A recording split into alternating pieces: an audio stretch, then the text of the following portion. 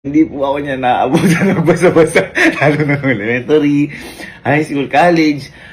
Nung nagbasa-basa lang po talaga ako nung magre-review na ako sa board exam, yung mga reviewer namin, no? Doon lang po talaga ako natuto magbasa ng lubos-lubos. Pero after nun, wala na naman. Tapos ngayon, out of nowhere, parang nagbasa-basa po ako.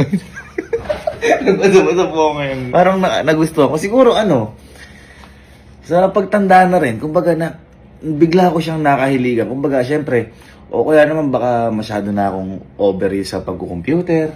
Ganyan, parang bago sa panlasa ko yung magbasa-basa. Tsaka ang dami ko din kasing ay! Hindi kasi bakit sa akin. Ang dami ko natutunan na wala sa internet, wala sa personal. Kumbaga, nasa libro ko lang nakikita. Actually, ang dami ko pa nga pong in-order ngayon ito na nga. Sobrang dami ko pong in-order ngayon. Para lang sa hobby ko